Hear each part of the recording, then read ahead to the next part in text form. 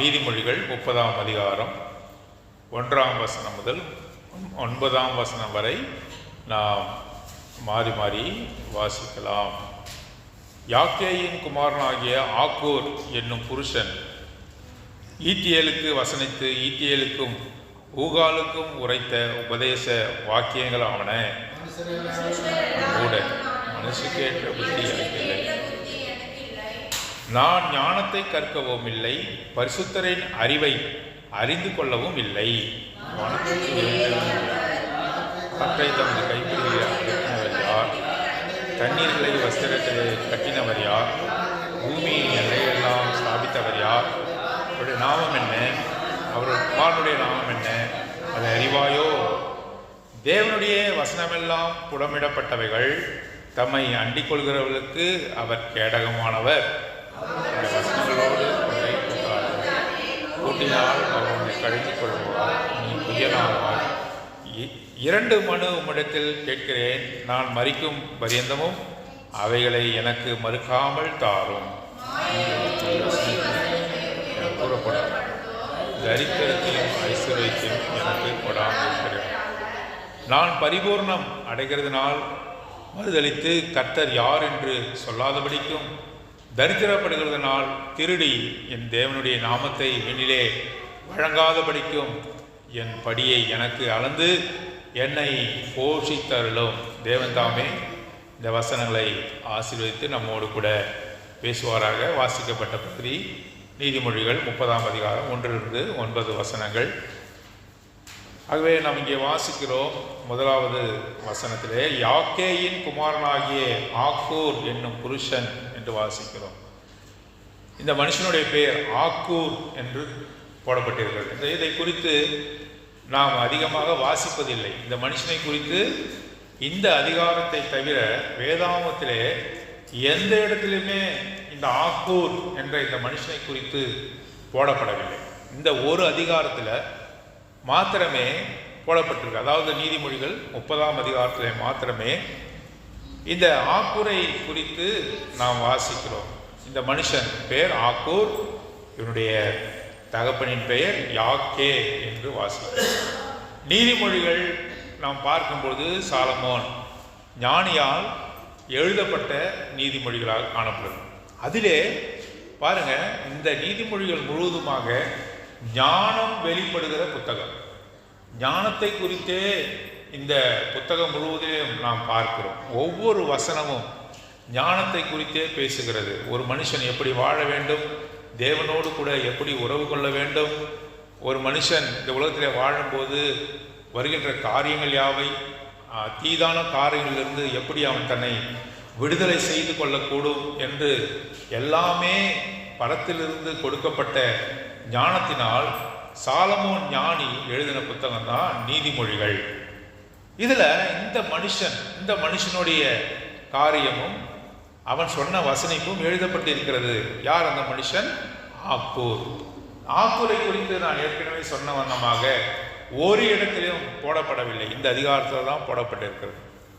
ஆகவே இந்த மனுஷனுடைய ஜபம் என்னவாக இருக்கிறது என்று சொல்லி நாம் பார்க்கலாம். இந்த மனுஷன் தன்னுடைய ஞானத்தை வெளிப்படுத்தி அவன் என்ன செய்கிறான்? ஜபிக்கிறான். அந்த ஜபத்தை குறித்து நாம் வாசிக்கிறோம். 7ஆம் வசனம். 2 மனு என்றால் என்ன? பெட்டிஷன், அதாவது ஜபம். மனு எதுக்காக போடுறோம்? ஏதாவது நம்ம மனு என்றால் அதிலே நாம் அரசாங்கத்தினிடத்திலிருந்து நாம் பெற்றுக்கொள்வதற்கான காரியத்தை குறித்து மனுவாக எழுதி கொடுக்கிறோம். ஆகவேதான் ஜபம் கூட எப்படிப்பட்டது? ஒரு மனுவை போன்றது. இது தேவனிடத்தில் நாம் கொடுக்கிறோம். இந்த மனுவை என்ன செய்கிறோம்?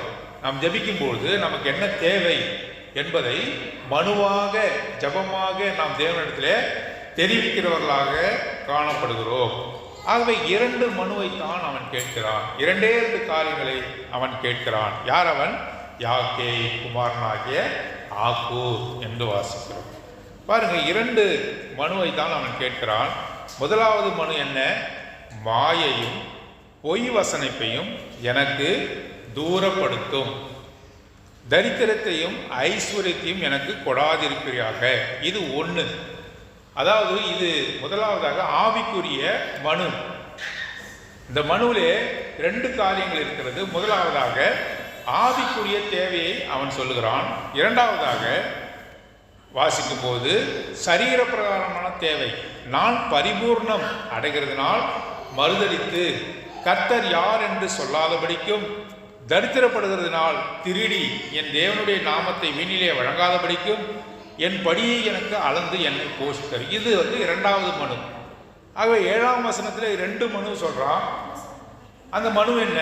பொய் வசனத்தையும் மாயையும் என்னை விட்டு தூரமாக்கும், ஐஸ்வர்யத்தை எனக்கு கொடாதிருப்பீராக. இது ஆவிக்குரிய மனு.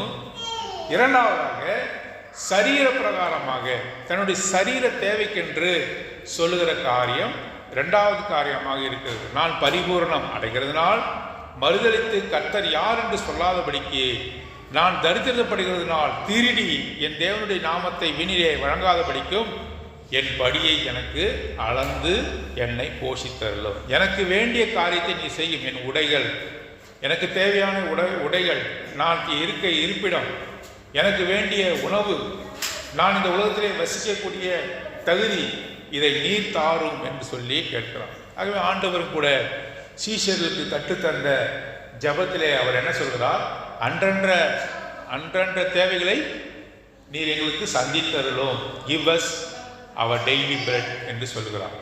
அதாவது எங்களுடைய அன்றண்ட அப்பத்தை எங்களுக்கு தாரும். அது சரீர பிரகாரமான காரியம். அன்றண்ட அப்பன்னா என்ன?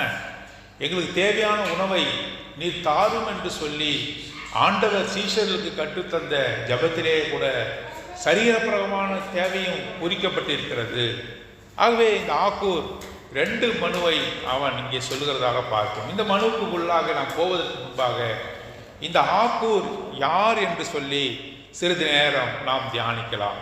ஏற்கனவே சொன்ன விதமாக ஆக்கூர் என்பவன் யாக்கேயின் குமாரனாக இருக்கிறான் என்று சொல்லி வாசிக்கிறோம். பாருங்க, முதலாவதாக இந்த மனுஷன் தன்னை மிகவும் தாழ்த்துகிற மனுஷனாக இருக்கான்.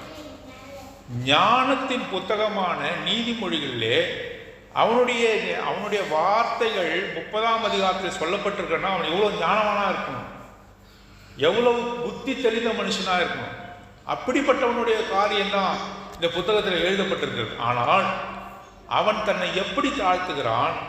ஒன்றுமற்றவனை போல, ஒரு மூடனை போல, ஒரு பைத்தியக்காரனை போல தன்னை தாழ்த்துகிற மனுஷனாக இருக்கிறான். அதைத்தான் 2ஆம் வசனத்திலே நாம் வாசிக்கிறோம். மனுஷர் எல்லாரிலும் நான் மூடன், மனுஷனுக்கேற்ற புத்தி எனக்கு இல்லை. இந்த விதமான தாழ்மை நமக்கு இருக்குமா? யாக்கேயின் குமாரனாய் ஆக்கூருக்கு முதலாவதாக அவன் பெரிய ஞானவான். அதனால்தான் அவனுடைய வாயின் வார்த்தைகள், அவனுடைய ஞானத்தின் காரியங்கள் இங்கே எழுதப்பட்டிருக்கிறது. ஆனால் அவன் என்ன சொல்கிறான்? மனுஷர்ல எல்லாரிலுமே நான் யாரு? மூடன். நான் ஞானவானா இல்லை. நமக்கு கொஞ்சம் தெரிஞ்சாவே என்ன பண்றான்? எனக்கு எல்லாம் தெரியும், எனக்கு தெரியாத ஒன்றும் இல்லை. கொஞ்சம் படிப்பை ஆண்டவர் கொடுத்துட்டா, கொஞ்சம் ஞானத்தை நமக்கு கொடுத்துட்டா, கொஞ்சம் வசதியை நமக்கு கொடுத்துட்டா, நம்ம என்ன செய்யறோம்? அநேகரை அசட்டை பண்ணுகிறோம். எனக்கு நீ தகுதியானவன் அல்ல, உனக்கு எந்த காரியம் உனக்கு தெரியாது, நீ படிச்சிருக்கிறியா, படிக்காதவன் நீ மூடன் என்று சொல்லி அவர்களை என்ன செய்கிறோம்? எல்லாரையுமே நம்ம தடுக்கிறோம். ஆனால் இந்த மனுஷன் அதிக ஞானத்தை பெற்றுக்கொண்ட இந்த ஆக்கூர் சொல்கிற வார்த்தை என்ன?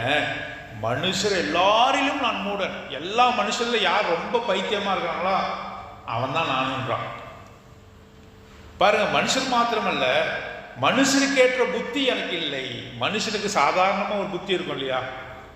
எது சூடான காரியம், எது குளிரான காரியம், எது பகுத்தறியக்கூடிய புத்தி, அது கூட எனக்கு இல்லை என்று சொல்றான். அப்படி என்றால் எவ்வளவாக தாழ்த்துகிற மனுஷனாக இருக்கிறான். முதலாவதாக ஆக்கூரை குறித்து பார்க்கும்போது இந்த ஆக்கூர் தன்னை தாழ்த்துகிற மனுஷனாக காணப்படுகிறான். யாரெல்லாம் தங்களை தாழ்த்துகிறார்களோ ஆண்டவர் என்ன செய்கிறார்? அவர்களை உயர்த்துகிறார். எங்க வாசிக்கிறோம்?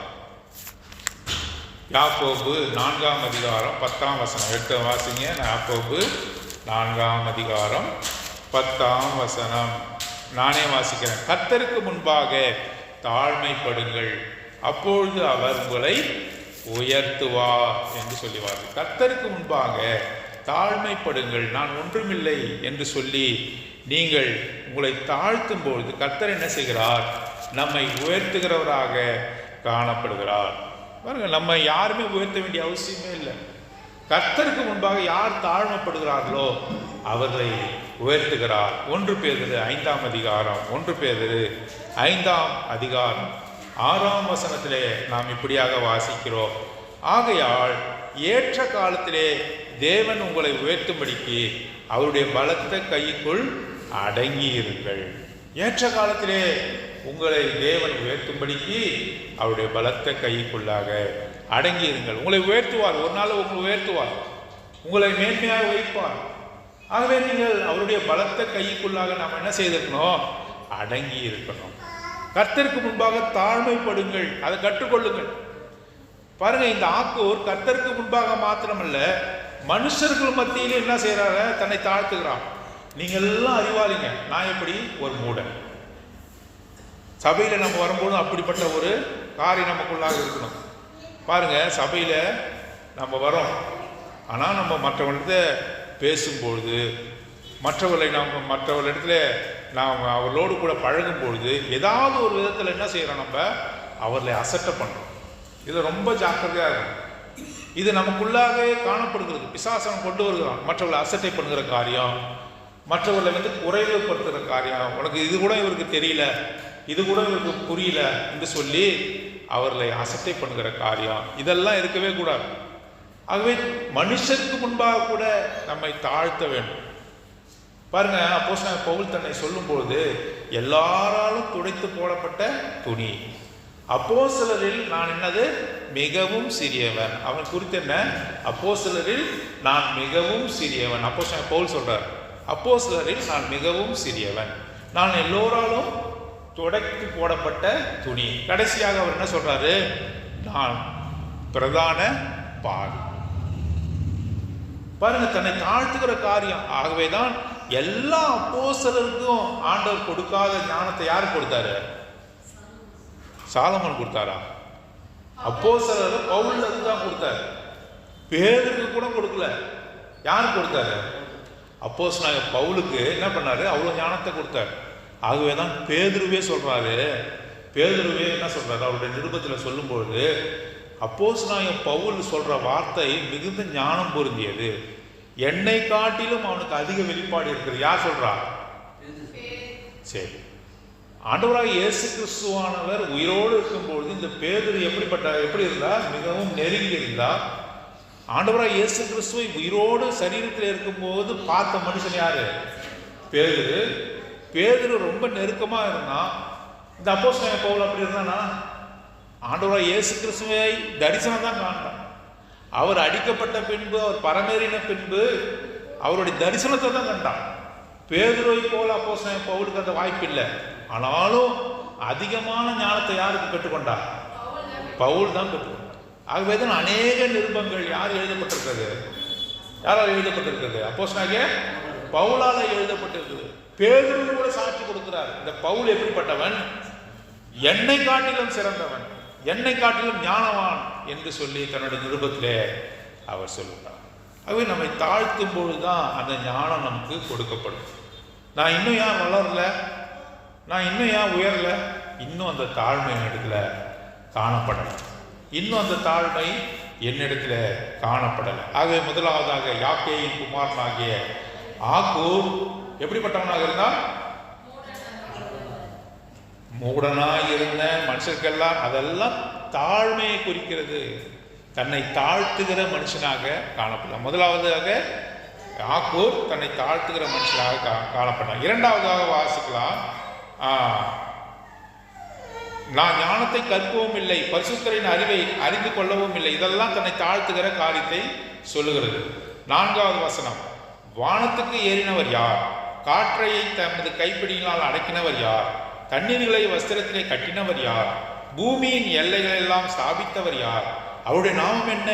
அவருடைய குமாரனுடைய நாமம் என்ன? அதை அறிவாயோ? இந்த வசனம் ஒரு ஒரு காரியத்தை நமக்கு ஞாபகம் விட்டுகிறது. உங்களுக்கு ஞாபகம் வருதா? Very good brother. யோபுவின் இடத்திலே ஆண்டவர் தன்னை வெளிப்படுத்தும் பொழுது, நான் வானத்து நட்சத்திரங்களை உண்டாக்கின போது நீ எங்கே இருந்தாய்?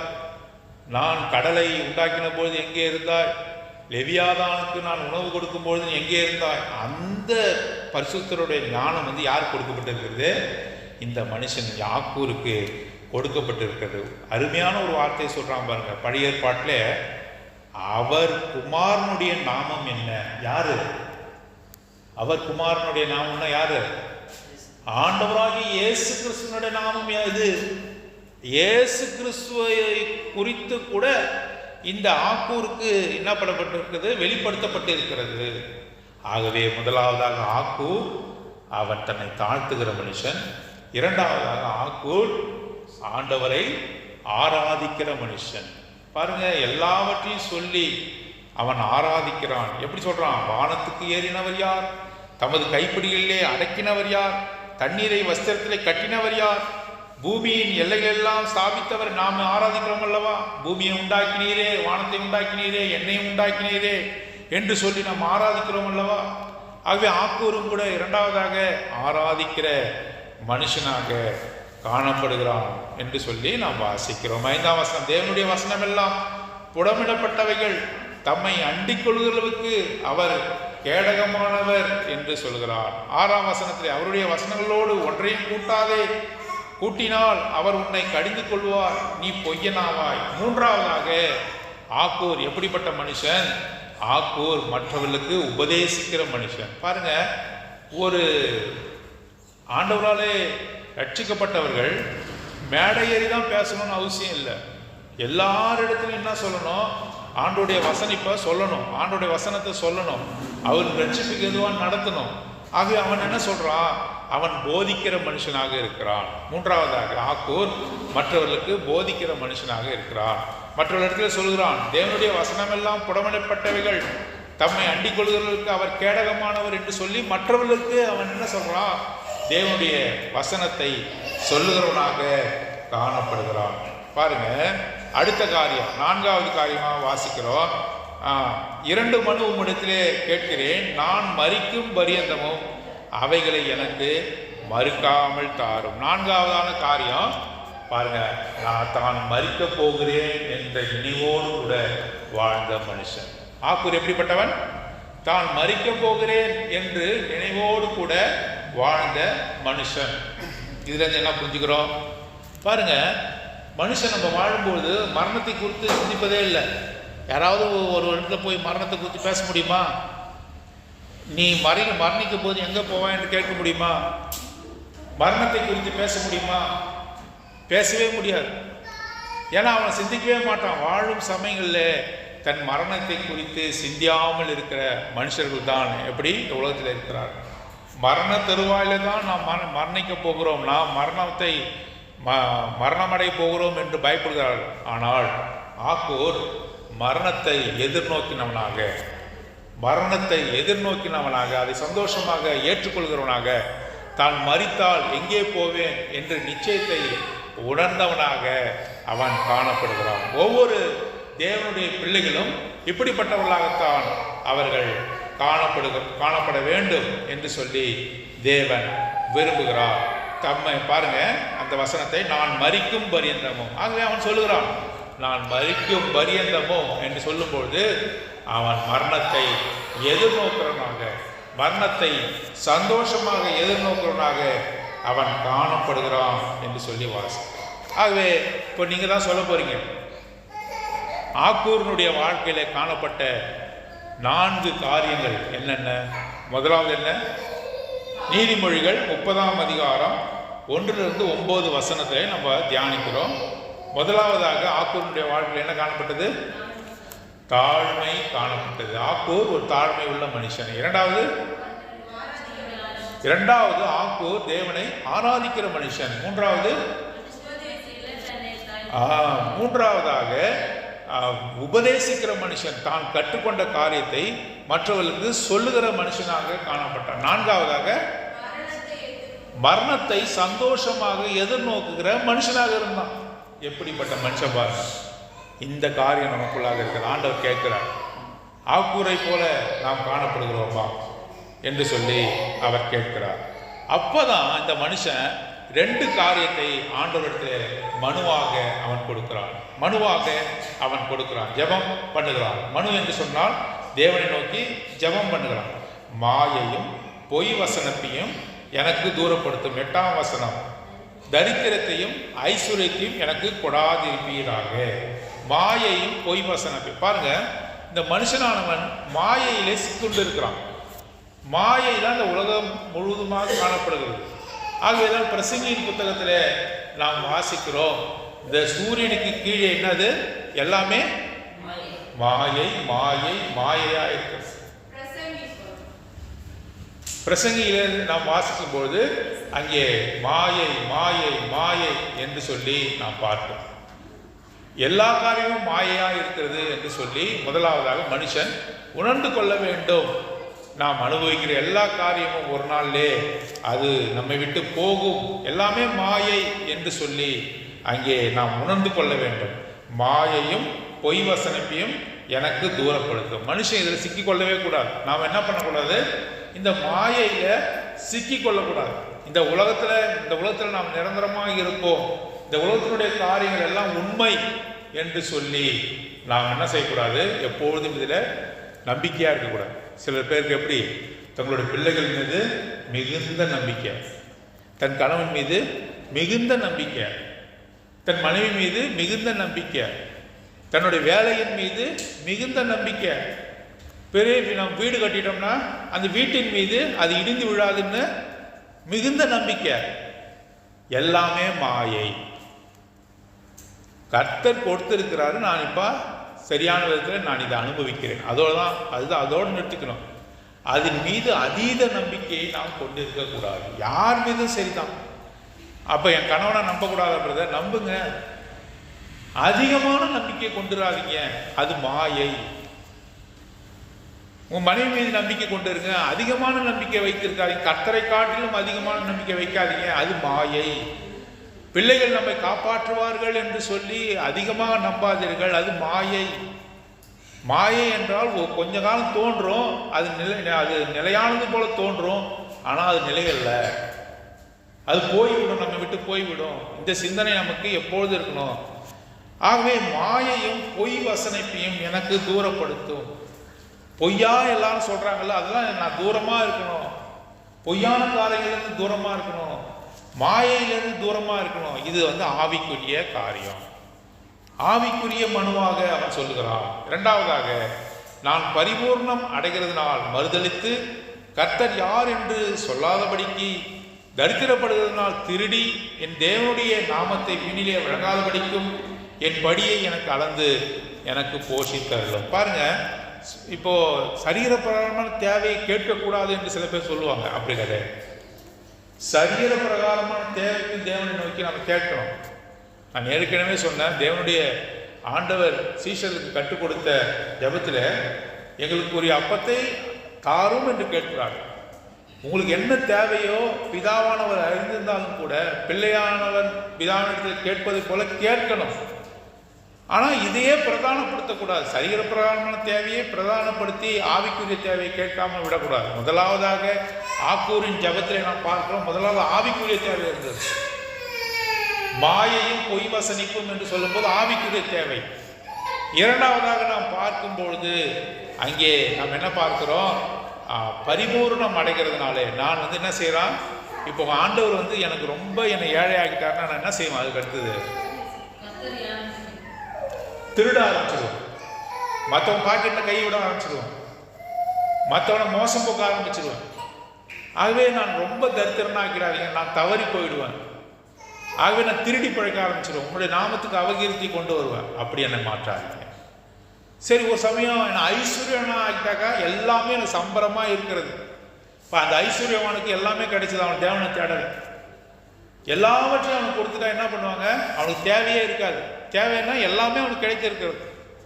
ஆஸ்தி இருக்குது, சொத்து இருக்கு, சுகம் இருக்கிறது, அவன் வேலைக்காரர்கள் இருக்கிறார்கள். அவனை ஒருவனையும் என்ன பண்ண மாட்டான், யாருக்காகவும் அவன் ஜெபம் பண்ண மாட்டான், தனக்காக அவன் ஜெபம் பண்ணவே மாட்டான்.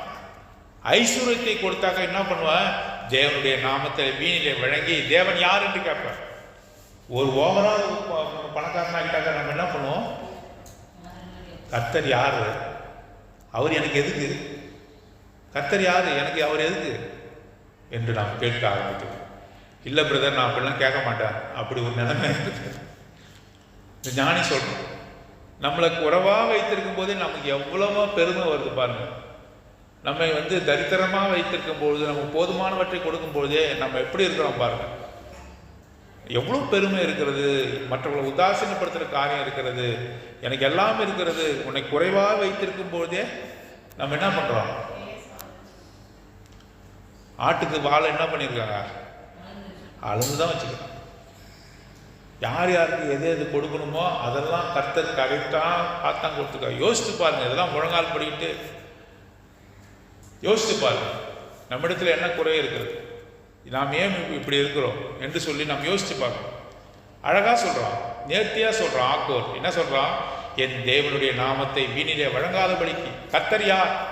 அவர் எனக்கு என்னத்துக்கு என்று நான் சொல்லாதபடிக்கு நான் என்ன செய்யக்கூடாது? நான் ஐஸ்வர்யவானாக மாற்றப்படக்கூடாது.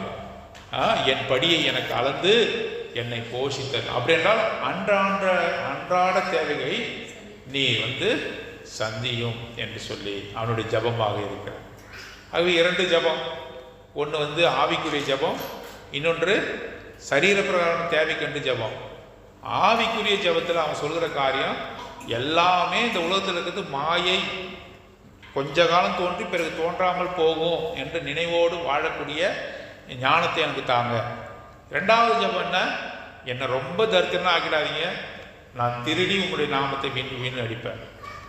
என்னை ரொம்ப ஐஸ்வர்யனாக மாற்றாதீங்க, அது நிமித்தமாக தேவனுடைய நாமத்தை வீணிலே வழங்காதபடிக்கு என் படியை எனக்கு அளந்து என்னை போஷித்தருளும். மிகப்பெரிய ஞானவானாக ஆக்கூர் காணப்படுவான். அவனுடைய காரியங்களை பார்க்கும்பொழுது முதலாவதாக அவன் எப்படிப்பட்டவன்? தாழ்மையுள்ள மனுஷன் ஆக்கூர். 2வதாக ஆராதிக்கிற மனுஷன் ஆக்கூர். 3வதாக உபதேசம் செய்கிற மனுஷன் ஆக்கூர். 4வதாக மரணத்தை சந்தோஷமாக எதிர்நோக்கிற மனுஷன் ஆக்கூர். அவன் செய்த 2 விண்ணப்பம் என்ன? என்னை விட்டு தூரப்படுத்தும் என்று ஆவிக்குரிய ஜபத்தை ஏறெடுத்தான். சரீர பிரகாரமான ஜபத்தை ஏறெடுத்தான். என்ன ஜபம்? எனக்கு கொடுங்க, என்னை தரித்திரனா படைச்சிடாதீங்க, நான் திருடி பழைப்பேன், என்னை ரொம்ப ஐஸ்வர்யனாக மாற்றாதீங்க, அது நிமித்தமாக உன்னுடைய நாமத்தை வீணிலே வழங்குவேன் என்று சொல்லி இப்பேற்பட்ட ஞானமுள்ள ஒரு ஜபத்தை நாம் ஏறெடுக்க தேவன் தான் நமக்கு உதவி செய்வாராக.